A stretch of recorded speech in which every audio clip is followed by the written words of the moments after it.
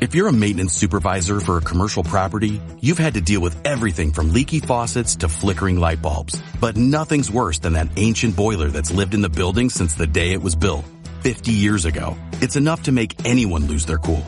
That's where Grainger comes in. With industrial-grade products and dependable fast delivery, Grainger can help with any challenge. From worn-out components to everyday necessities. Call, click Grainger.com, or just stop by. Grainger, for the ones who get it done. Bienvenida a Nido Talks, un espacio en donde te vas a enterar de todo lo que tenga que ver con la maternidad y la crianza de tus hijos, desde la concepción hasta la infancia.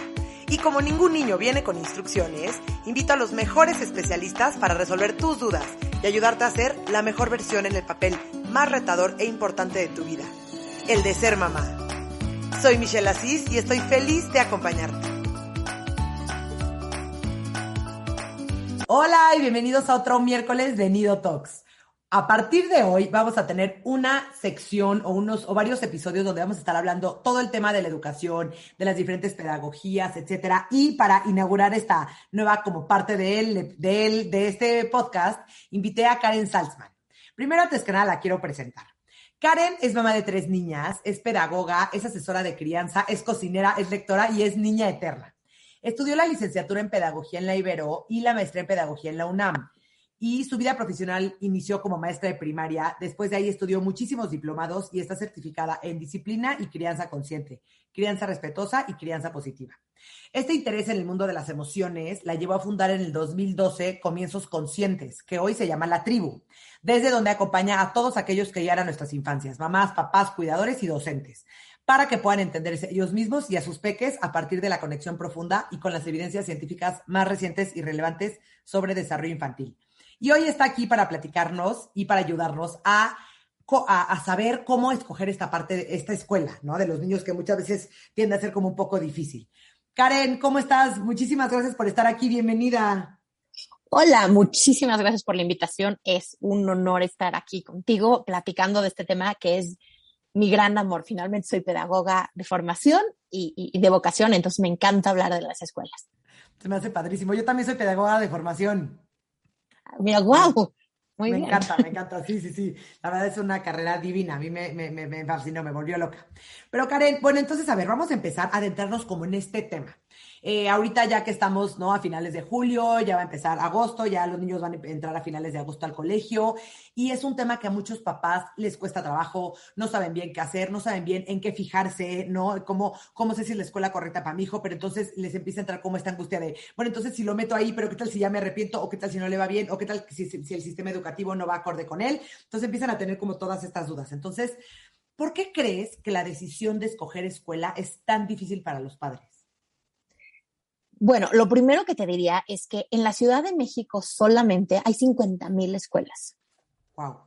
Entonces, de entrada ahí tenemos como un mundo o un mar de espacios y de diferentes filosofías, de diferentes teorías, de diferentes metodologías, inclusive formas de manejar la disciplina, qué tanto rigor académico. Hay como, de verdad hay muchos factores que los papás tenemos en cuenta. Y la otra cosa, Michelle, muy interesante, fíjate, es que nosotros fuimos alumnos y muchos de nosotros no tuvimos necesariamente la mejor experiencia en la escuela. Uh-huh. Entonces, en este momento en el que tenemos tanta conciencia respecto a la crianza, respecto a lo que queremos para nuestros hijos, muchas veces decimos, siempre existe el caso de, a mí me encantó, mi escuela fue maravillosa, y en ese caso la decisión se vuelve muy fácil.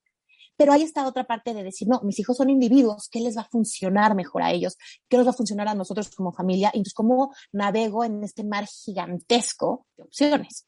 Claro, pero dime una cosa, o sea, ya sea que los papás deciden meter a los hijos en su escuela, en las que tuvieron buena experiencia, como los papás que quieren buscar otra alternativa, está bien las dos maneras, ¿verdad? En general, sí.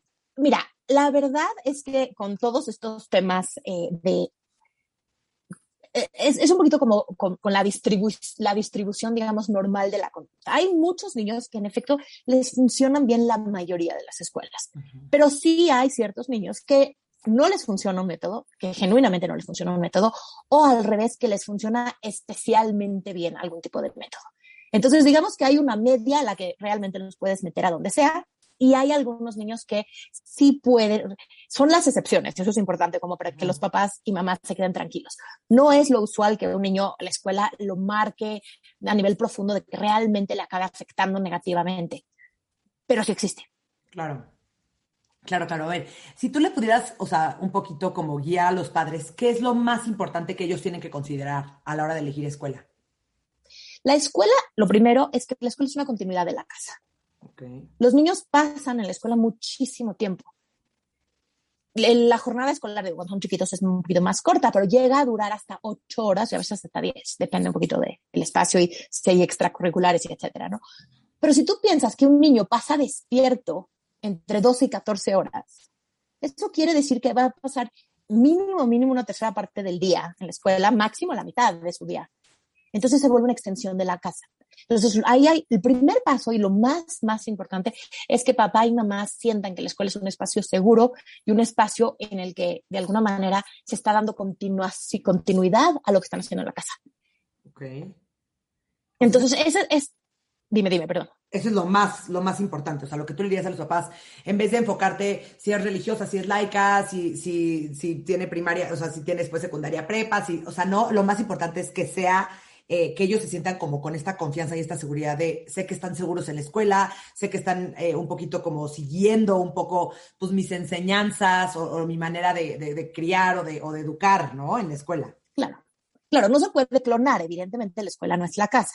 Pero sí definitivamente, por ejemplo, esto que decías de la parte religiosa, que tú escoger una escuela religiosa en una familia laica va a generarle una disonancia cognitiva, usando términos pedagógicos, psicológicos. O sea, el niño va a decir, ¿qué está pasando aquí? ¿Por qué en mi casa me dicen una cosa y en la escuela me dicen otra completamente distinta?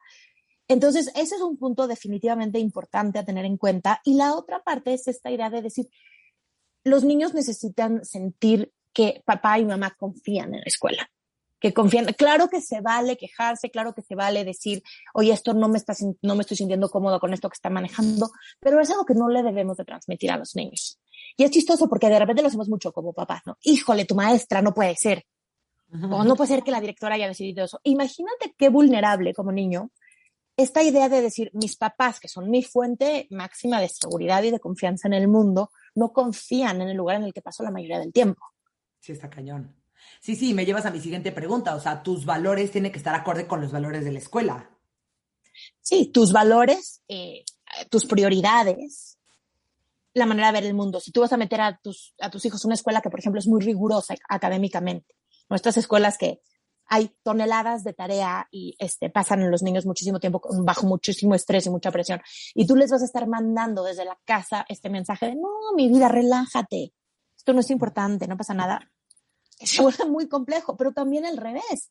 Si tú escoges un método que es a lo mejor un poquitín más alternativo o una filosofía que es más alternativa de una escuela que tenga una idea más integral en donde están cuidando también como la parte socioemocional o la parte artística. Uh-huh. Y por el otro lado, en tu casa estás con esta idea de generar muchísima presión de cuánto te sacaste y cómo te fue en el examen, y etcétera. Es como de, pero en la escuela como que a todo mundo le vale esto. Sí, ni me califican. Sí, yo lo sé. Entonces tiene mucho que ver, no hay respuestas correctas o incorrectas en la educación. Tiene que ver con lo que la familia está buscando. Y eso es una parte bien importante acá. Cuando decías de por qué es tan difícil decidir en qué escuela meter a nuestros hijos, es porque a veces no tenemos nosotros como mamás y como papás muy claro qué queremos. Queremos todo.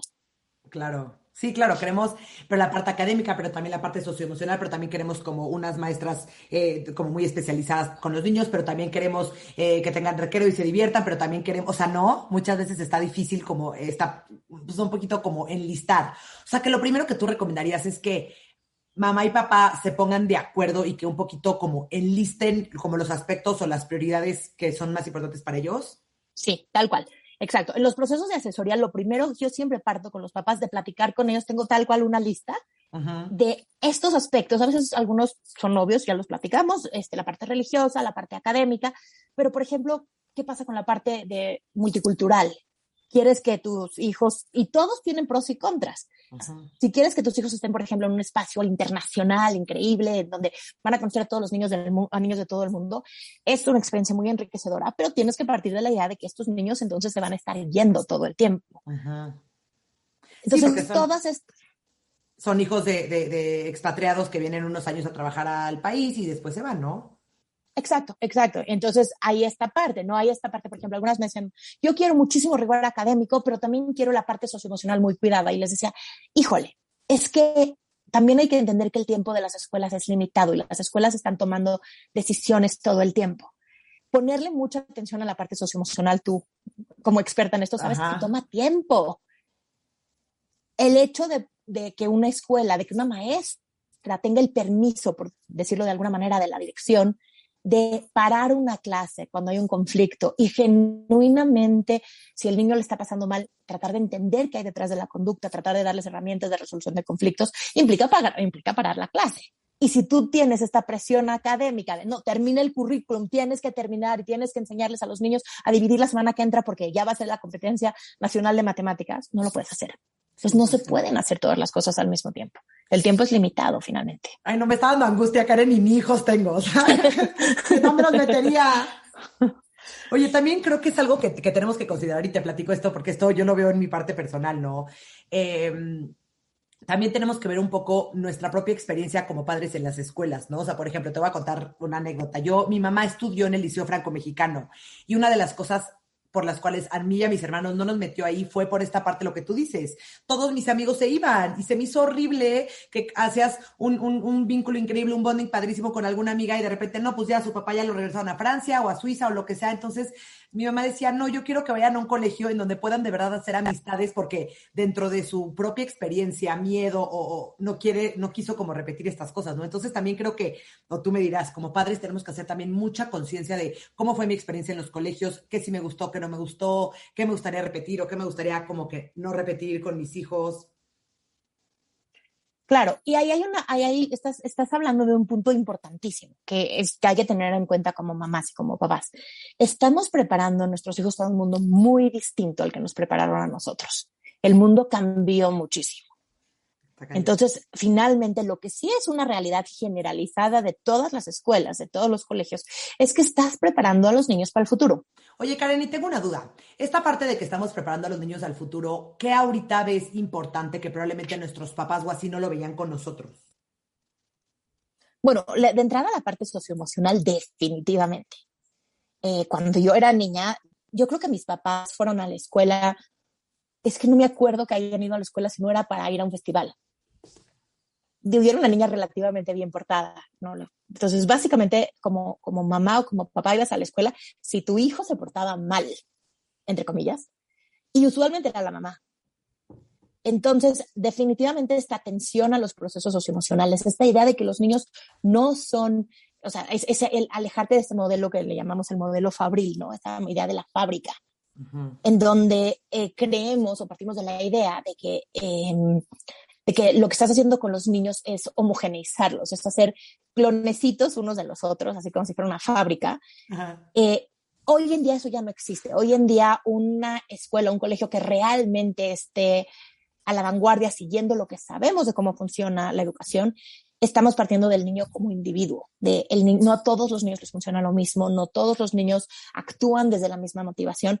Y más que castigar a los niños por no tener herramientas o por no llegar a donde la escuela o los papás muchas veces también quisiéramos que esté, lo que hacemos es esto que en pedagogía llamamos andamiaje, que es crearles las estructuras, crearles los apoyos, crearles la compañía necesaria para que de alguna manera lleguen. Entonces, si tu hijo, por ejemplo, le está costando muchísimo trabajo dividir, en vez de decir, bueno, entonces ahora tienes 6 en el examen, o 3 o 2, más bien lo que va a suceder es que va a haber una persona que va a decir en dónde te estás equivocando y cómo te puedo apoyar.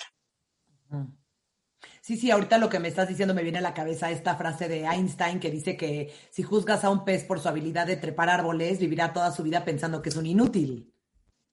Exacto, tal cual. Entonces sí, y esto es en la parte académica y esto es en la parte socioemocional y es esta parte de poner la atención y ese es otro tema que hoy en día es importantísimo, sabemos que un niño que no está bien no puede aprender. El aprendizaje no se da de manera automática. Por cómo funciona el cerebro, por lo que sabemos hoy de cómo está estructurado el cerebro, sabemos que para que seamos capaces de aprender necesitamos primero estar en un estado emocional que nos permita aprender. 100%. Sí, esas son las escuelas que están un poco pues concentradas en esta parte del desarrollo socioemocional, ¿no? De la educación emocional. Claro que ahora, una escuela que te dice eso a nosotros no nos importa, yo te diría sal corriendo para el otro lado, porque es un poco como decir, no, nosotros creemos que la Tierra es plana. Ya está, es un hecho que el cerebro funciona así. 100%, 100%. No está sujeto a discusión, ¿no? No es como de, yo opino, sí. no es una cuestión de opinión. Sí, pero a ver, ojo, también como dices, o sea, igual y todas las escuelas sí dicen, claro, aquí manejamos, no sé, el desarrollo socioemocional y hablamos sobre las emociones, pero ¿cómo sabes que sí en verdad lo hacen o que sí en verdad están enfocados en darle como prioridad a esto? O sea, ¿cómo tú como papá puedes un poquito como diferenciar en donde sí nada más me están diciendo porque pues es parte de ella, ahorita es lo que está, entre comillas, de moda, o sí es algo que sí está, o sea, que sí se está aplicando? O sea, ¿qué otras preguntas como que aconsejarías que los papás hagan o que indaguen un poquito más? Wow, esa es la pregunta del millón. Es un reto gigantesco, definitivamente es súper complicado, porque finalmente lo que hay que entender es que tú eres el cliente y pues la escuela es el producto. Entonces, claro que vas a tratar de convencer al cliente de que tu producto le conviene y te van a dar estas respuestas que es como un poco lo que tú quieres oír. Ahora, lo que yo invito a las mamás y a los papás en las asesorías a preguntar es, en vez de decir cómo manejas la parte socioemocional, hacerles preguntas específicas que tengan que darles respuestas concretas. Por ejemplo, vamos a pensar en niños chiquitos, en el proceso de escoger kinder, que casi siempre por ahí empezamos. Entonces es decirle, oye, ¿qué haces si mi hijo muerde a otro niño? ¿Cómo lo manejas? Ok. ¿O qué haces si ahora, por el otro lado, qué haces si a mi hijo lo muerde? ¿Cómo lo manejarías? ¿Qué harías si lo muerde? Ok. Sí, para que sí te digan y ya depende de su respuesta, tú puedas un poquito, pues, darte cuenta, ¿no? De cómo manejan. Claro, porque si te dicen, no, nosotros aquí creemos en darle herramientas a los niños y te dicen, pues lo suspendemos, es como de, a ver, espérame, ¿cómo que lo suspendes? O le decimos a la mamá que quién fue el que lo mordió y entonces para que la mamá haga algo. No, las mamás, el papel de mamá y de papá no es regular a sus hijos. Ese es otro de los temas que así como de foquitos rojos de las escuelas, esta idea de que tú como mamá o como papá vas a arreglar lo que está pasando en la escuela. Eso no es cierto, no estás ahí. 100%. Es como, habla con tu hijo y luego, hijo, no te portes mal. ¿Y luego qué? Sí, está cañón. Y más si tiene 3 años, ¿no? Hijo, no te portes mal. Ah, no me digas. Sí, aparte a esas edades o principalmente en preescolar, los niños sí forman un vínculo importante con las maestras. Entonces, yo lo que digo, probablemente es algo que tú recomiendas, pero les recomendaría mucho a los papás que sí se fijen también como en cómo son las maestras, en su estilo, o sea, cómo las ven, si son amorosas, si son cariñosas, si son estas personas como que le dan un espacio a los niños, que los respetan, que se ponen a su altura, ¿no? Es que fíjate, aparte de estas preguntas, lo que pasa es que en el proceso de elección de escuela, fíjate, te platico una cosa medio complicada. Ahorita en la pandemia todavía está más complejo porque no dejan entrar extraños en las escuelas, las que están abiertas, que en realidad ninguna casi está abierta. Entonces, estamos mucho ahorita tomando decisiones medio a ciegas, porque justo el proceso ideal sería como primero, o sea, si te lo pondría como en pasos, ¿no? ¿Cómo funcionaría más o menos en general? Pues decir, bueno, de estas 40,000 escuelas por diferentes factores, zona, idiomas que quiero que aprendan, religiosidad, quiero que sea mixta o de un solo sexo, todo este tipo de cosas, empiezo a hacer más chiquito mi universo. Entonces, ahora ya escogí unas, vamos a visitarlas, vamos a conocer estas escuelas. Y bueno, ahora como no se pueden visitar, entonces nos vamos a agendar una entrevista y voy a hablar con estos actores importantes y hacerles preguntas. Algo que es bien importante tener en cuenta es que tú eres el cliente. Este tema de las escuelas que se han puesto como de moda, por decirlo de alguna manera, parecería que se voltearon las cosas, ¿sabes? Que de pronto ellos son el cliente y ellos te están escogiendo a ti. Y de verdad, yo sé que a lo mejor tenemos la sensación de no tiene que entrar a esta escuela. Les prometo, el que te traten como que es un honor estar en la escuela va a seguir. Y entonces vas a tener poca posibilidad de ser agente de cambio para tu hijo eventualmente, porque va a ser esta idea de así son las cosas. Y deberías de sentirte honrado de estar aquí. Entonces es bien importante que en estos procesos como de escoger escuela tengas en cuenta que tú eres el cliente, que tú les estás ahora sí que dando la responsabilidad, pero de que hagan el trabajo más importante que hay, que es educar a tus chiquitines. Claro. Entonces hay que verlo desde ahí, desde esta apertura. Si no te quieren contestar preguntas ahorita, no te las van a querer contestar después. Claro, claro, qué importante. Sí, qué importante, porque ahorita no las escuelas entre más difíciles se vuelven de entrar, que necesitan no sé cuántas cartas de recomendación, pero que aparte que el niño, pero que lo tienes que ir a apartar su lugar casi casi en el minuto que te enteras que estás embarazada. O sea, hay toda una cultura mucho ¿no? Como de esta parte de las escuelas, como con mucha presión. Yo lo veo mucho con los papás, como que se sienten muy presionados. Entonces, si no entra, entonces si no lo meto en la escuela, pero entonces, ¿en cuál lo voy a meter? Pero entonces, sí, no, como que acaba siendo como una gran carga. Claro. Y te digo una cosa, justo en algún momento me preguntabas, ¿qué tan importante es esto? Sí es importante la escuela, pero la verdad es que las diferencias sutiles no van a hacer tanta diferencia a largo plazo. Hay muchas escuelas buenas en esta ciudad, no nada más hay dos. Claro. Sí, sí, tenemos que hacer un poco las paces con eso, ¿no? Oye, a ver, dime una cosa. Dentro de las 50,000 escuelas que digo, en la Ciudad de México existen, ¿qué metodologías, qué pedagogías podemos encontrar? No quiero profundizar tanto porque nos podemos quedar 7 episodios, porque justo voy a hablar, los siguientes episodios van a hablar, voy a estar hablando con diferentes especialistas de diferentes pedagogías, pero así como que un poquito a grandes rasgos, ¿qué podemos encontrar? Básicamente, en esta ciudad hay todo.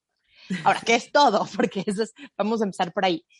Vamos a empezar por lo más, las pedagogías, las dividimos en pedagogías como alternativas y no alternativas. Uh-huh. Las pedagogías alternativas como principales, las que más son conocidas de alguna manera en el mundo exterior, son Montessori y hoy por hoy Waldorf o Waldorf. Si escuchan es nada más como es la W, entonces la pronunciación alemán sería Waldorf, en mexicanismo sería Waldorf. Entonces, que es lo mismo. Entonces, estas son las primeras dos importantes. Montessori, digo, no voy a profundizar mucho en esto, pero Montessori fue hecho evidentemente por María Montessori a principios del siglo pasado. Curiosamente, tanto Waldorf como Montessori son pedagogías muy viejas. Las dos son de María Montessori, creo que la primera escuela Montessori se abrió en 1909, por ahí, y la primera escuela Waldorf en 1919. Es muy chistoso porque nosotros lo vemos como la innovación y son viejísimas. Viejísimas. Y entonces tanto Montessori como Waldorf son pedagogías que parten de la idea mucho de seguir al niño como individuo, el niño en el centro del proceso, pero curiosamente partiendo de la misma idea del niño construyendo activamente su aprendizaje y de este verdadero estudio del niño, como quién es el niño, qué necesita, cómo crece, qué puede hacer, qué no puede hacer, qué le interesa, qué no le interesa, llegan a conclusiones totalmente opuestas. Eso es muy chistoso. Montessori está totalmente en contra de, o sea, los niños chiquitos tú sabes que tienen una dificultad distinguiendo la realidad de la fantasía. Montessori, su respuesta es, entonces que no haya fantasía en la escuela. Waldorf es, entonces vamos a basar todo en la fantasía. Muy curioso. Entonces hay como entonces tenemos a Montessori, que es como un método que, claro que hay libertad, pero es muy importante partir de la idea de que es una libertad con muchísima estructura. Uh-huh. En donde al niño se busca por sobre todas las cosas hacerlo independiente. Y otra de las grandes diferencias entre Montessori y Waldorf es que para Montessori el adulto, las maestras que se les llama guías, lo que van a hacer en el proceso es acompañar a los niños. Es como un poquito tomando un paso para atrás, los guían justamente. Uh-huh. En Waldorf la idea es el adulto se vuelve una figura importantísima para el niño. Entonces vamos a tratar de que este niño que es tan importante, este adulto que es tan importante, sea un gran ejemplo a seguir y una figura central en la vida de los niños. Al revés, digamos que en una está el adulto atrás de la filita diciéndoles váyanse derecho a la izquierda, etcétera, y en la otra está el adulto hasta adelante y los niños están viéndolo y aprendiendo de él. ¿Cuál es mejor o cuál es peor? La verdad es que las dos tienen razón, es una cosa muy extraña. Uh-huh. La otra cosa con Waldorf y Montessori de diferencias muy importantes es que Montessori es curiosamente, aunque es una pedagogía alternativa, es súper académica. Los niños se busca que salgan de preescolar sabiendo leer y escribir, sumar y restar. En Waldorf no va a haber ningún contacto ni con letras ni con números en lo absoluto si no está primaria. Digo, como como nota al pie ahí curioso, los estudios nuevos le dan la razón a Waldorf. Uh-huh. El periodo sensible de lectoescritura en realidad sí es hacia los 6-7 años. Está cañón. Entonces, bueno, tenemos... Esas dos, sí. No, sí, que justo lo divide Waldorf por septenios. Y en el primer septenio no ven un libro. Nada. Y la otra cosa, por ejemplo, de diferencias, en Waldorf los salones no son edades mixtas, no están mezclados, está cada quien con su generación. En Montessori los niños están como divididos por niveles entre, lo que llamamos el preescolar, es de entre los 3 y los 5 años, con la idea de que los chicos aprendan de los grandes, que los grandes al enseñar afiancen el conocimiento. Entonces, es interesante, las dos pedagogías tienen cosas maravillosas y puntos, digamos, débiles. Y estas son como las más conocidas, pero he de platicarte que aparte de estas pedagogías, en la Ciudad de México hay muchas otras escuelas que llamamos alternativas, como por ejemplo tenemos las escuelas Highscope, tenemos las escuelas Freinet, tenemos las escuelas activas. Hay escuelas, hay poquitas. Pero existen. Sí, definitivamente existen y son pedagogías muy interesantes, que tienen como cosas muy, muy padres. Highscope es un enfoque que básicamente es un preescolar. Hay primaria Highscope, pero nada más hay una en toda la ciudad. Escuela Freinet nada más hay una, que yo sepa. Pero Freinet es un pedagogo muy interesante que habla mucho de la importancia de la comunicación y de la imprenta.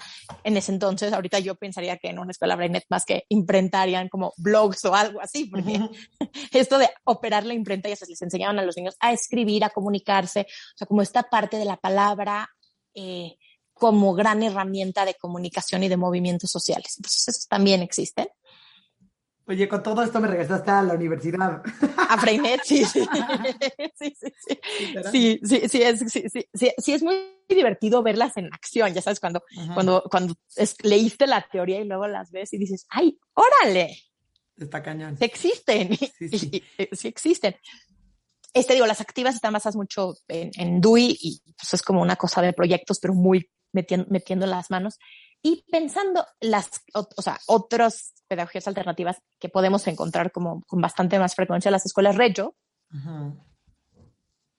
Reggio hay que partir de la idea de que Reggio no es en realidad una metodología, es una filosofía.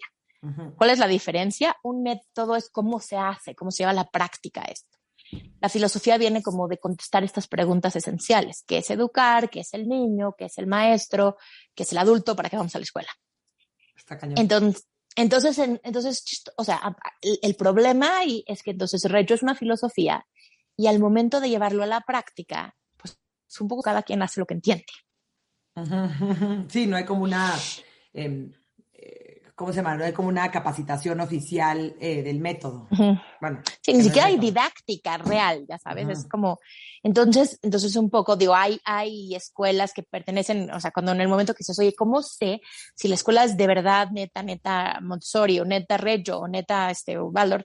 Lo que hacen mucho es que hay asociaciones que agrupan a estas escuelas. Digo, en Montessori y en Waldorf es un poco más fácil porque son asociaciones internacionales, pero Reggio sí ha construido como estos brazos que lanza desde Italia al resto del mundo de escuelas que se afilien a esto. Pero, por ejemplo, me encuentro mucho con escuelas que son Reggio Montessori. Sí, que no tiene, o sea, que son un poquito nada que ver, ¿no? Exacto, digo, estrictísimamente hablando, chance medio que a lo mejor podrías pensar que se podría integrar, pero lo que he escuchado y he visto de cómo se integran en realidad están deshonrando a las dos pedagogías. Sí, 100%.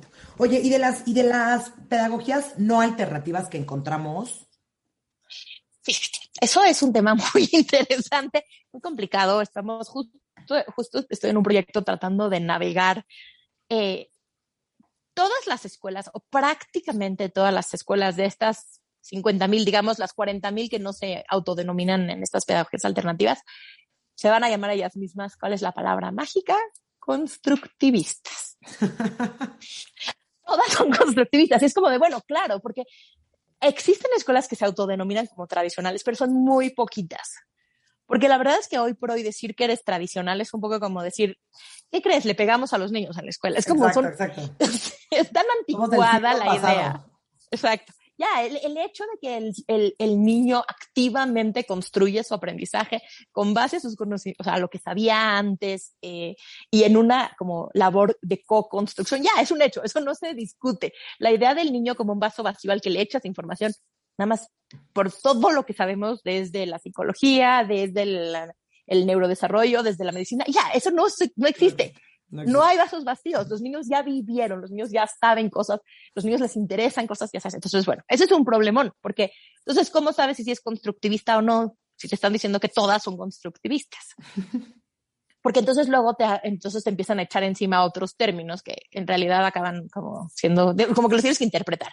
No, es que aquí hacemos trabajo colaborativo. Bueno, pues sí, pero el constructivismo implica trabajo colaborativo a la fuerza. Porque pues si estás construyendo con las otras personas el conocimiento, pues ni modo que no trabajes en equipo. 100%. Entonces ahí un poquito lo que yo le digo a las mamás y a los papás es, estas escuelas constructivistas, ¿cómo sabes? Y otra vez llegamos al papel de la observación en el mundo ideal y cuando no se puede las preguntas. Una escuela constructivista, o sea, hay que platicar, te platico como muy rápidamente, muy en general, ¿qué quiere decir que una escuela sea constructivista? Y cómo entras a la escuela y dices, estos dicen que son, pero no son ni papas. Entonces, lo primero es que las escuelas, cuando tú vas a buscar una escuela constructivista, van a pasar los niños muy poco tiempo sentados usando cuadernos, copiando, usando libros. No estoy diciendo que no lo pasen en lo absoluto, pero muy poco tiempo, es la minoría del día. Entonces vas a tener mesas, o sea, vamos a tener salones en donde va a haber mesas que no van a estar viendo el pizarrón, no van a estar de manera individual, ya sabes, como en este esquema tradicional de filitas, viendo todos al pizarrón con la maestra, con el escritorio en el frente, sino que más bien vas a ver herraduras o vas a ver grupitos con la posibilidad de que se mueva este tipo de cosas. Vas a ver a niños trabajando en equipo, vas a ver a niños muchas veces pensando, por ejemplo, en primaria, que es como un esquema en donde es mucho más fácil caer en lo tradicional. Vas a ver niños parados, hablando. Afuera, explorando. Exacto. Vas a ver a maestras acercándose a los... Entonces, eso quiere decir que las maestras están cerca de los niños, no están sentadas en un escritorio en el frente. Están moviéndose de un grupo de niños o de un niño al otro, buscando entender en qué están, qué necesitan. Entonces, ese tipo de cosas es importante. En preescolar, el constructivismo y los libros de texto no se llevan. Entonces, vas a ver muy pocos libros de texto, usualmente, si acaso, hacia lo que llaman pre-first en muchas escuelas bilingües, pre-pri, en donde empiezan con el proceso de lectoescritura muchísimo, entonces empiezan ahí a aparecer libros, pero en general el aprendizaje se hace de forma activa, se hace tocando, se hace viendo, se hace construyendo, y esto no es nada más en kinder, y ese es el punto importante del constructivismo. Por eso cuando las mamás me dicen, o los papás me dicen, oye, ¿cómo sé si la escuela es de verdad constructivista? Lo ideal cuando estás buscando un kinder es que te den chance de ir a ver la primaria, porque ahí es en donde se pone interesante. Claro. ¿Estás de acuerdo que un preescolar que juegue y que les pase bomba todo el día jugando y cantando y haciendo bloques y hablando de los maripositas y haciendo mariposas de plastilina, está mucho más fácil que un niño de quinto de primaria que lo vea sentado copiando yo qué sé, las fechas de la Revolución Mexicana del pizarrón? Eso no es constructivismo. Eso, si lo piensas, es otra vez esta idea del niño como un frasco vacío que estoy llenando de datos. Claro, está cañón. Oye, no, es que está importantísimo esto. ¿Cómo entra la tecnología en esta parte de la educación? O sea, los constructivistas sé que estamos viviendo en un mundo tecnológico, ojo, dentro de todo lo que estás diciendo, la mayoría de las alternativas no utilizan para nada la tecnología, pero estas un poco no alternativas, con el constructivismo, ¿entra la tecnología? Sí, definitivamente. Hubo un boom muy chistoso. Cuando yo empecé a trabajar acompañando papás llevo haciendo esto 10 años, yo venía de ser maestra. Y justo venía de esta idea en donde se empezó a poner muy de moda la tecnología. Como que las escuelas presumían su uso de tecnología. No, es que usamos iPads en kinder. Hoy por hoy, con lo que sabemos de cómo funciona el aprendizaje y cómo funcionan las pantallas y cómo impactan en el cerebro, yo les diría como recomendación que no haya tecnología en el preescolar. No es necesaria. Para lo único, el criterio para la escuela es la tecnología tiene que enriquecer la experiencia, no suplirla. Por ejemplo, es mucho, mucho mejor aprender a leer y a escribir en libros y utilizando la mano que en una pantalla. Claro. Porque la pantalla es el control de error por el niño. ¿Sabes? Si tú estás escribiendo con una crayola y te sale chueca la A o te sale demasiado larga la patita, se ve. La pantalla te lo corrige solo y así no funciona el mundo. Claro. No, y pierden Entonces, completamente la habilidad y la motricidad exacto, fina y todo lo que, las exacto. habilidades que necesitan adquirir los niños. Exacto, exacto. Finalmente queremos que sean, o sea, que sean experiencias multisensoriales en donde se estén utilizando, o sea, es sensoriomotriz todo esto. Entonces, queremos que se utilicen los 5 sentidos, o bueno, los 7 sentidos, y queremos que aparte se esté utilizando tanto la parte fina como la parte gruesa. Finalmente, escribir implica un grupo gigantesco de músculos. Utilizas, cuando estás escribiendo, obviamente, con un lápiz o con una crayola, ¿no? Utilizas los dedos, utilizas la mano, utilizas la escápula, utilizas hasta lo que llamamos el core, o sea, la región abdominal que te permite mantenerte erguido. Entonces, y en la pantalla no hay esta como posibilidad. Entonces, preescolar, nada de pantallas. Primaria baja la recomendación, esta sí es como medio personal, pero yo lo que diría es, lo que queremos con primaria baja y también de cierta manera con primaria alta es que lo que haga la tecnología es que enriquezca la experiencia, es que haga cosas que no podrías hacer de otra manera. Te voy a poner un ejemplo como para no quedarme nada más en la teoría. Si mi hija grande va en quinto de primaria y entonces estaban haciendo un proyecto del cine. Evidentemente, necesitas toda una serie de herramientas tecnológicas para poder hacer esto. Enriquece muchísimo el aprender a editar audio, el aprender a editar video, el aprender a hacer un cartel de cine utilizando una aplicación de diseño gráfico. Es mucho más rico hacer esto que hacerlo, digamos, a mano en una obrita de teatro como lo hubiéramos hecho hace 30 años. Pero si por el otro lado se estuvieran haciendo por ejemplo, un proyecto hablando de, no sé, la metamorfosis, ¿no? De la mariposa, de la oruga a la mariposa. Es infinitamente más rico tener ahí la oruga y verla y tener una lupa y acercarte y a lo mejor un microscopio, etcétera, etcétera, que ver la metamorfosis en una película. Claro. Entonces, lo que quieres es que justo la tecnología te permita hacer cosas que no podrías hacer de otra manera. Explorar Marte, pues no puedes ir a Marte, evidentemente. Sí. Pero puedes ver estos videos increíbles de esta cosilla que fue a Marte, ya sabes, del robot este. Ajá, sí. No, me fascina. Oye, a ver, ¿qué onda? ¿Qué hago cuando, por ejemplo, a mi hijo no le gusta su escuela? ¿Cómo? Porque, o sea, como que aquí, ¿no? Los papás, su primera reacción es, lo saco en este momento para que no lo buleen, que todo, pero también les estamos haciendo igual y un desfavor, en donde pues no le estoy dando herramientas como que para que se pueda defender, para que pueda, o sea, ¿cómo encontrar como ese equilibrio en donde no le estoy forzando a estar en un ambiente en donde de verdad le está pasando mal o no le estoy dando herramientas? Sí hizo sentido. Creo que ya me hizo Sí. No, pero sí, me queda clarísimo. Es como la idea de cero tolerancia a la frustración de, la estás pasando mal, ven, mijito, te cambio de escuela. Te cambio, ya llevas 3 escuelas en 3 años. Exacto. Entonces, lo primero es que hay que entender que los problemas, aquí estamos hablando de los problemas como sociales, son problemas sistémicos. No es, mi hijo es una víctima del universo pobrecito. Definitivamente hoy por hoy sabemos que los problemas de bullying, o sea, sociales, pero ya como llegados a nivel bullying, que tienen como sus características muy específicas. Eso sería lo primero. Hay que saber identificar.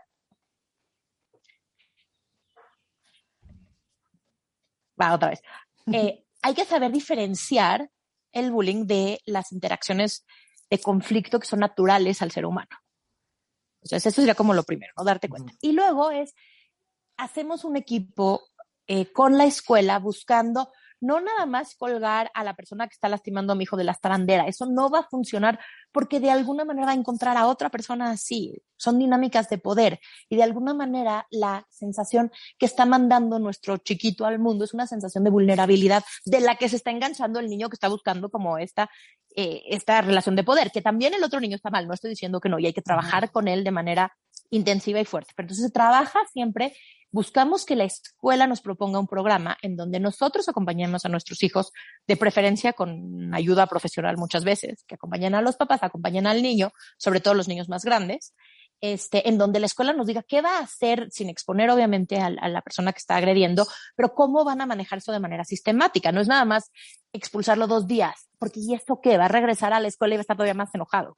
Sí, no estás resolviendo el problema de raíz, estás más poniéndole una curita. Exacto. Entonces, ¿cómo va a trabajar con la persona que está lastimando a nuestros hijos? ¿Cómo nosotros trabajamos Y lo que estamos buscando es escuelas que estén dispuestas, o sea, la decisión de cambiar a los niños de escuela tiene que ver con que en el momento en el que nosotros no sentimos esta búsqueda de la escuela, de trabajar en equipo, por un lado, de sí pedirnos a nosotros y ayudarnos a que nuestro hijo tenga o hija tenga herramientas en el contexto y a que esté trabajando con el agresor al mismo tiempo, de manera, no es como o sea, no de manera agresiva. Es como de, padrísimo, ya te colgué de las tabanderas, sino más bien le estoy dando herramientas, estoy entendiendo de qué contexto viene, qué hay detrás de esta conducta, ¿no? Esta cosa en la que estamos de acuerdo tú y yo, de la conducta siempre está comunicando algo. Entonces, si no te metes con lo que está comunicando la conducta de fondo, pues nunca va a cambiar. Entonces, no, y se va a repetir en el siguiente colegio, en el siguiente colegio, en el siguiente colegio. Exacto. Entonces, ahora, se vale cambiar de colegio, escuela, cuando la escuela no está haciendo esto. Cuando la escuela no está viendo este programa como un problema sistemático y lo único que hace es castigar a uno, castigar al otro o victimizar a uno y decir, bueno, se va a quedar en recreo conmigo para que yo lo cuide porque pobrecito.